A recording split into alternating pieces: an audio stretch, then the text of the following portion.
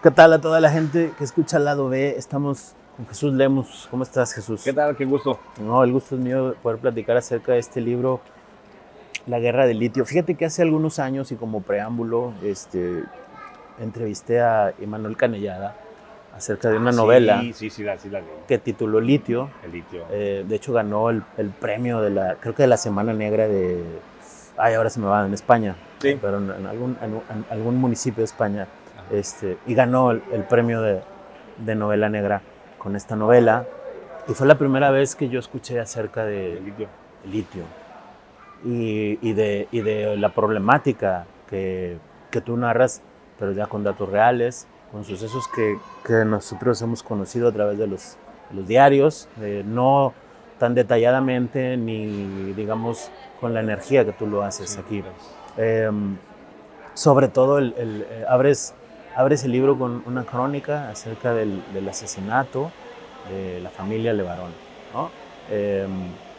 Que por ahí se mencionó en los programas de televisión, en unos medios, pero nunca con el rigor ni con la profundidad que merecía el tema. Y tú aquí en Litio, en la Guerra del Litio, perdón, pues nos hablas acerca de todo lo que genera que haya un yacimiento de litio, ¿no? Desde ocultamiento por parte del gobierno, las cifras, de exactamente dónde hay litio, dónde no hay. Esto genera, obviamente, violencia a través del narco, ¿no? Porque pues el litio ahorita es, digamos, tú dices, no es el oro, es otra cosa, es diferente. Sí. Es otra cosa, es diferente, ¿no? Porque de ahí es el principal productor de energía para la movilización de este planeta, ¿no? Sí, exactamente. Entonces, es una investigación que obviamente es muy dura en el sentido de la violencia que ha generado. Y también es muy reveladora en el sentido de algo que nos imaginamos, pero en el momento en que leemos tu trabajo periodístico, entendemos bien que es como este desinterés por parte del gobierno acerca de toda esta violencia que se genera alrededor y sobre todo la riqueza que está produciendo en algunos sectores todos estos yacimientos de litio. Lo primero que te preguntaría, ¿en qué momento decides hacer esta investigación? Más o menos yo imagino cuál fue el detonante y eso, ¿qué te impulsó a hacerlo? Mira, a final de cuentas, uno no decide cuál libro hacer. El libro ya te escoge para que tú lo escribas. Y aquí la investigación, el libro nace con el asesinato de los Levarón. Yo comienzo a hacer la investigación de por qué, no quiénes los habían asesinado. Aquel asesinato de los Levarón en noviembre del 2019, comienzo a investigar por qué. Y las primeras vetas de investigación me llevan justamente a ver un desplazamiento forzado a través del miedo de la gente y que estaban dejando tierras abandonadas de litio. Eso es lo que a mí me llama la atención y ahí nace, en el 2019, nace el llamado de este libro. El libro me está llamando para que lo comience a escribir y yo comienzo a hacer la investigación. Yo traía una hipótesis, de que en México la sociedad de los mineros con el crimen organizado se estaba dando en forma acelerada para desplazar a la población de lugares de importancia minera. Cuando veo este caso y comienzo a revisar otros asesinatos, no tan mediáticos como el de los Levarón, porque el de los Levarón, su solo nombre, pues es muy llamativo para los medios y les pone atención. Pero encuentro otros asesinatos en otras regiones mineras importantes que están dándose en regiones con yacimientos de litio. Yo tengo mapeado dónde están las zonas de litio, tengo mapas, fíjate, proporcionados por el narco, ni siquiera por el Estado mexicano. Tú lo dices. Sí, mapas que el narco tiene en su poder, no el Estado mexicano, en su poder. Son mapas oficiales de 1981, donde hay 300 sitios de litio en el país. Hoy el gobierno mexicano reconoce que existen 82 nomás. Entonces, yo a partir de ahí, de ese momento, veo esa oportunidad informativa. Y es cuando decido, no, este libro va por ahí, va a tener que ser la violencia del litio en México. O sea, y comienzo a explorar y encuentro un patrón, un protocolo de acción de los mineros norteamericanos y canadienses también europeos y asiáticos asociados con los grandes cárteles, a los que les rentan la mano de obra, pero para cuidar sus entornos, para la violencia, para desplazar. Y es ahí donde nace justamente este libro, donde en ocasión del litio, que el litio, como tú decías, ahorita hablabas de la novela de Imanol Canallera, bastante excelente novela, por supuesto, pero sin embargo yo digo que nunca va a haber nada que supere la realidad. Ni la ficción más increíble como lo hace fantásticamente Imanol, ni siquiera esa ficción supera la realidad. Y encuentro yo que hay historias más perversas que como la que él narra en el mundo del narcotráfico, en la disputa de los terrenos de litio. Encontramos, ¿por qué? Porque hay una triada. El Estado mexicano, los hijos de la Cuarta Transformación y el narco asociados, queriéndose quedar con el litio, porque el litio es el que nos va a permitir movernos cuando se acabe el petróleo. Y la única razón en la vida, la razón exclusiva de la vida es el movimiento. No es el que seamos felices, no es el que nos procreemos. No, la razón de la vida es el movimiento.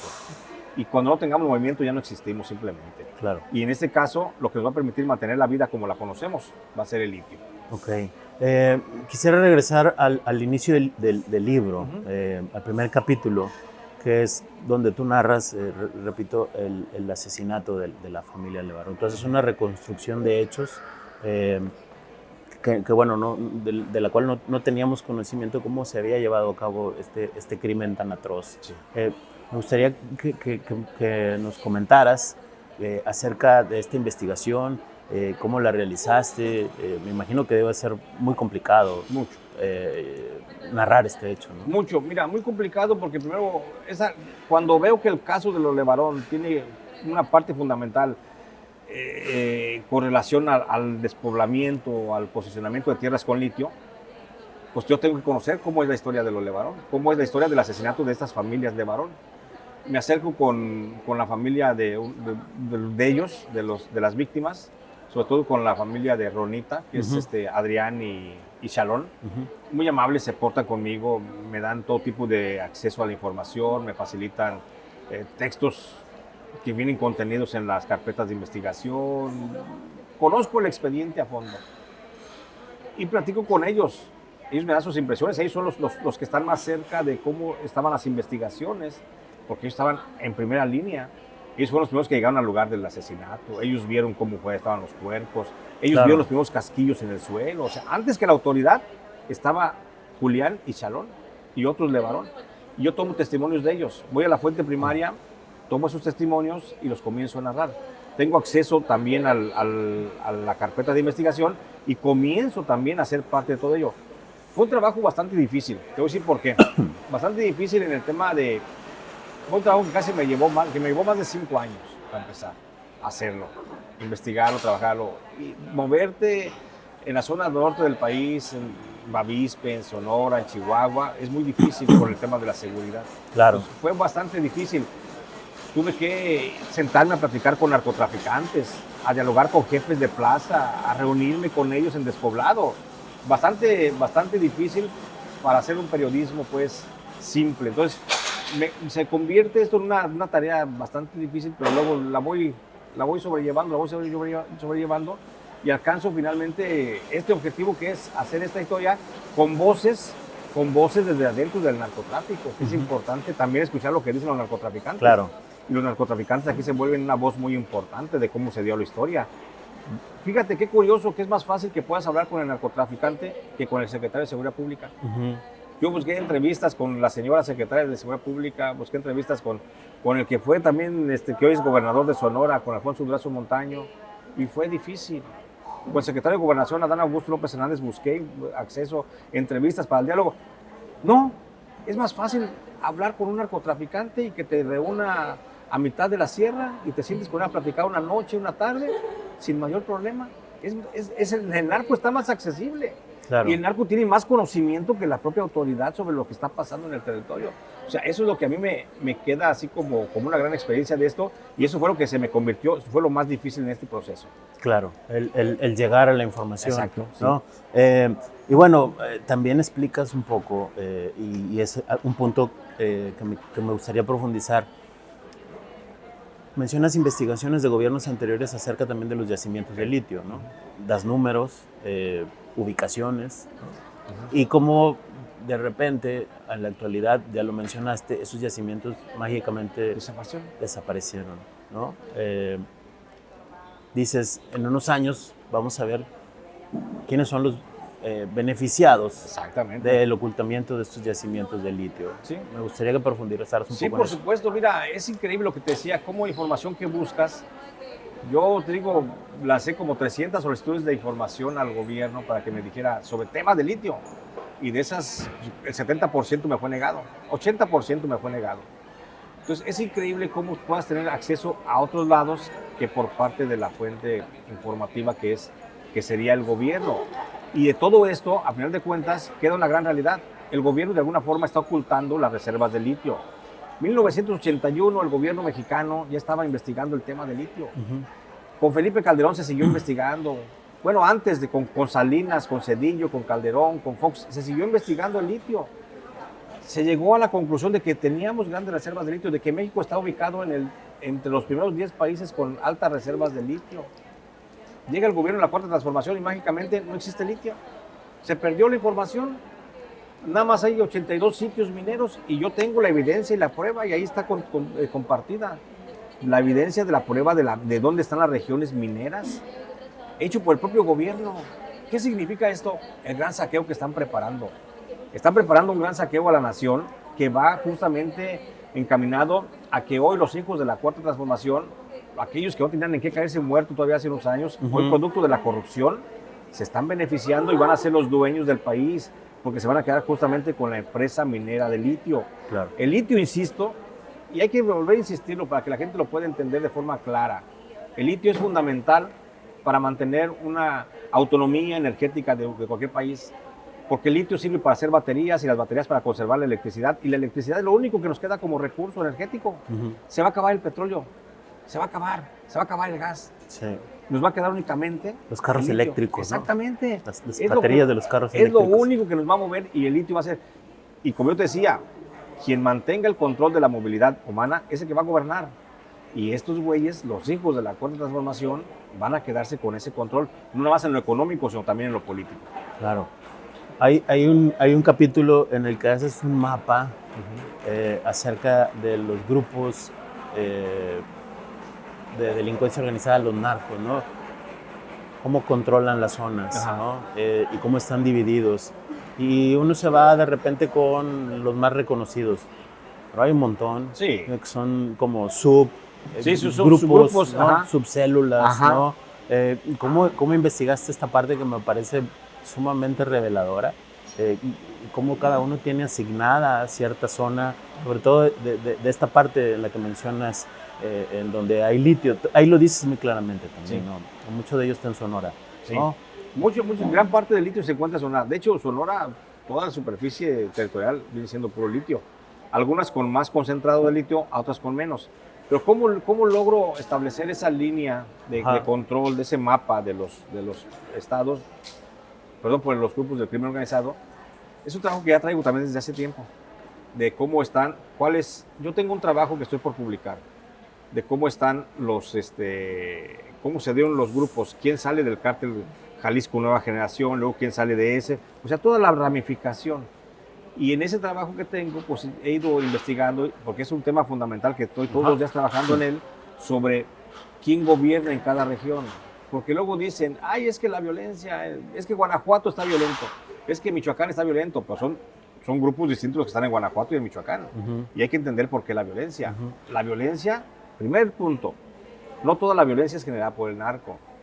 Porque el narco no anda así como, oye, quiero venderte drogas y ya llegué y voy a matar gente para vender drogas. Es como algo ilógico, ¿no? Entonces los grupos de narcos están peleando territorios. Claro. Territorios que tienen recursos en el subsuelo importantes.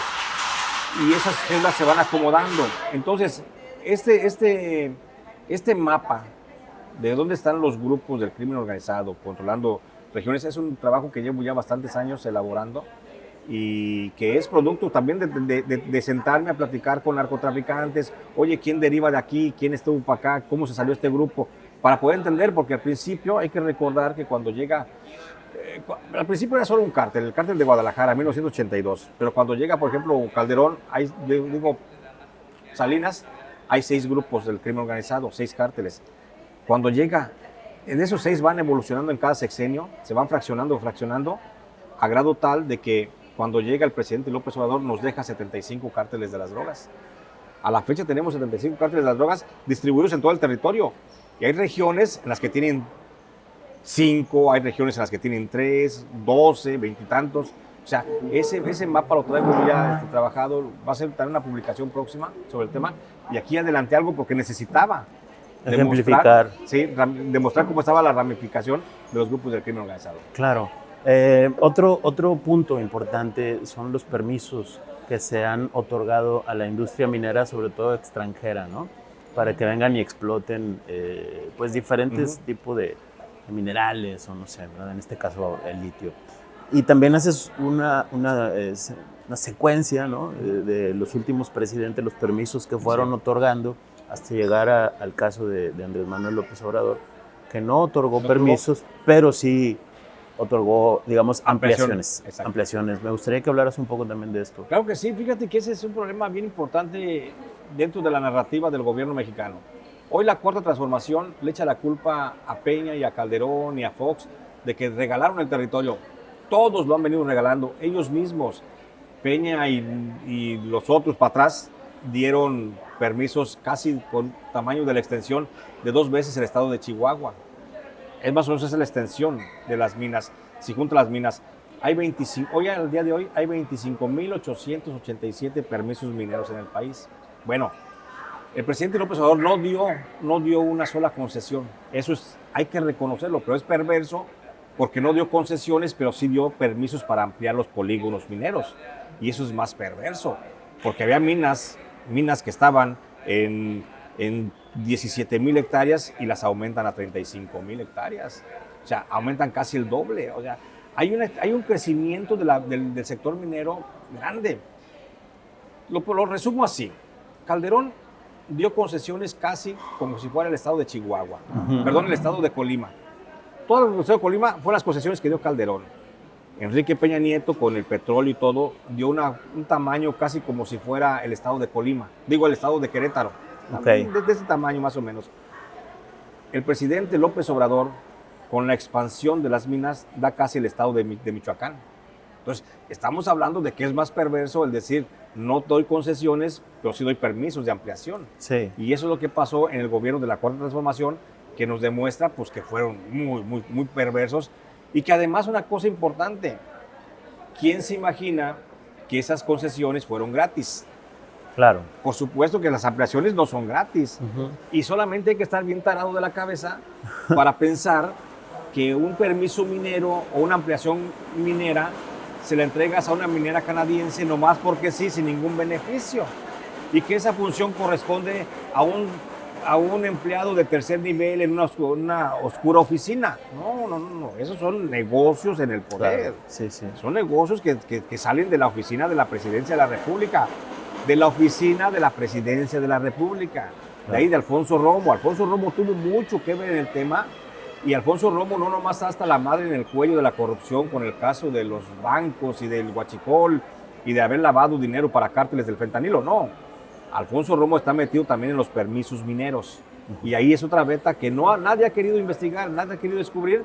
Pero Alfonso Romo, el día que comiencen a buscar ese tema, van a encontrar que el principal beneficiario de la riqueza, del saqueo a la riqueza nacional, es Alfonso Romo.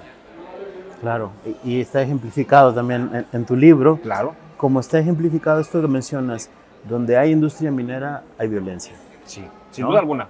O sea, explica un poco esta parte. Eso es un parámetro. Yo esa hipótesis la planteo desde que escribí el libro México a cielo abierto en el 2017. Ahí comienzo a ver, porque comencé a recorrer los 906 zonas mineras con conflicto, 906 zonas mineras con conflicto tiene el país, donde está peleando la sociedad con la minera. Y yo recorrí toda esa región durante muchos años y siempre encontraba que la violencia era más brutal que si estuvieran peleándose 2 cárteles de las drogas. Porque la violencia entre Cuando es el minero o la empresa minera, que siempre son sin rostro, opacas completamente, la empresa minera contrata al crimen organizado para enfrentar, en primera instancia, las manifestaciones de no a la mina, o no al agua de la mina, o que no se robe el agua, la mina, el agua, todo eso. La segunda reacción es cuando los pobladores quieren frenar la operación de la mina bloqueando caminos. Y la tercera es cuando los pobladores dicen no queremos a la mina aquí. Hay una escala de violencia donde la mina aplica protocolos de violencia cada vez más intensos para la población. Primero es la amenaza. Segundo, vienen las agresiones físicas.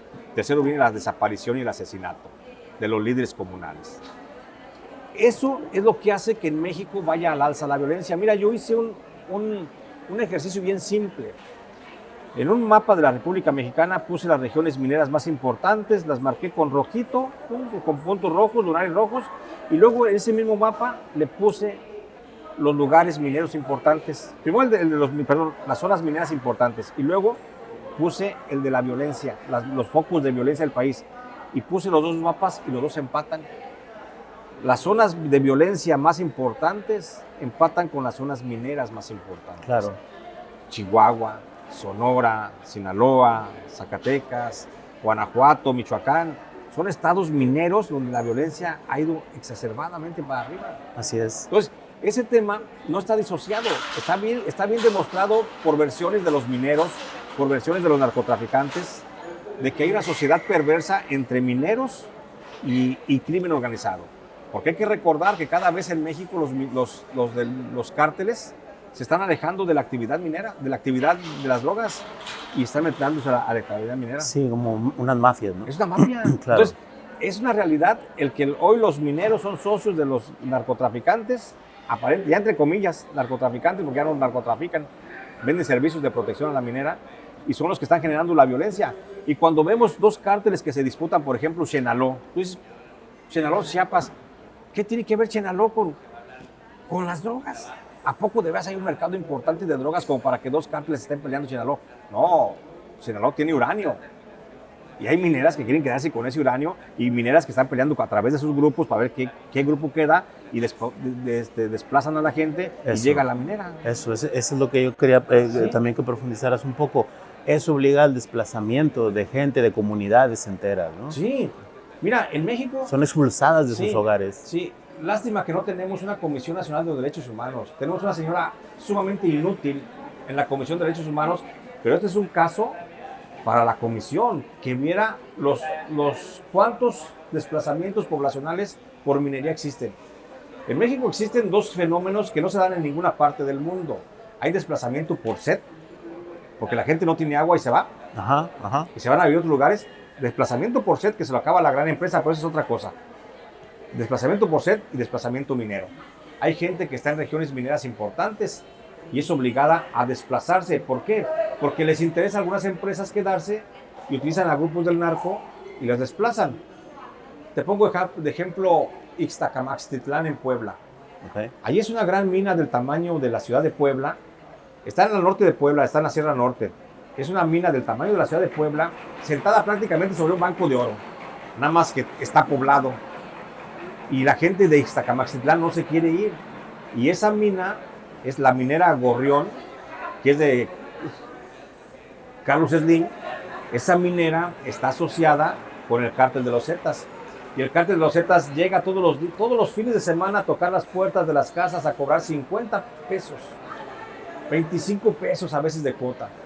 ¿Tú crees que el narco quiere 25 pesos? No, lo que hace es proporcionar miedo. Claro. Generar miedo para que la gente diga, ya me voy. Es la misma técnica que aplicaron en Mazapil y en Salaverna, en Zacatecas.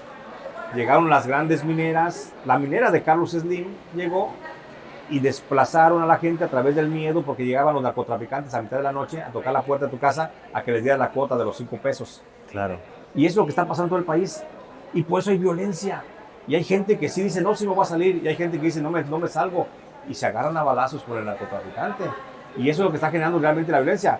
Pues te digo, en este libro planteo que por lo menos el 30% de la violencia en México es generada por la sociedad narco, con los mineros que quieren el control de la tierra. Sí. No todo es cuestión de las drogas. Sí, y bueno, todo esto está en litio, la guerra de litio, perdón, se me quedé con, Sí. con el nombre de mi mano, discúlpame. ¿Qué tan difícil? Bueno, complicadísimo, pero háblanos un poco de este periodismo de investigación que pisa callos y que tú desarrollas desde hace ya un buen tiempo. ¿Cómo es tu experiencia de hacer ese tipo de periodismo en México? Fíjate que es bien difícil. Es bien difícil, requieres salud, requieres fortaleza económica, y cuando no, pues lo haces poco a poco, como yo. Poco a poco haces el trabajo, pero lo importante es estar haciéndolo. Y ¿sabes qué es lo importante de este trabajo de periodismo independiente que hago yo en libros? Es que de alguna forma suple las deficiencias que tienen medios de comunicación corporativos en la información. Y es una gran beta, es una gran oportunidad para que la gente pueda leer miradas de la realidad en México desde el punto de vista independiente, sin ningún interés. Yo no tengo ningún interés en este tipo de publicaciones más que la verdad, que salga la verdad. Yo no tengo interés en tener tierras, no tengo interés, no soy minero, no soy narcotraficante, no tengo ningún interés. Mi interés que me mueve es la verdad y que sobreviva el periodismo. Claro. Que es importante hoy en México, el periodismo. Es muy difícil hacer periodismo porque no hay condiciones ni económicas ni de seguridad pública para moverte por todo el territorio nacional. Pero también creo que es importante que los periodistas estemos haciendo un gran esfuerzo para que se mantenga vivo el periodismo. Claro. No en aras de la beneficencia de uno como periodista, sino del propio lector, de la propia sociedad, que entre más periodistas haya, le beneficia más porque la población se informa más. Claro, alguien tiene que narrar lo que está sucediendo y están sucediendo cosas terribles en este país, ¿no? Muy terribles, muy terribles. Jesús, muchas gracias por platicar con nosotros. Hombre, un placer. gracias, un placer. qué placer, qué gusto. Gracias.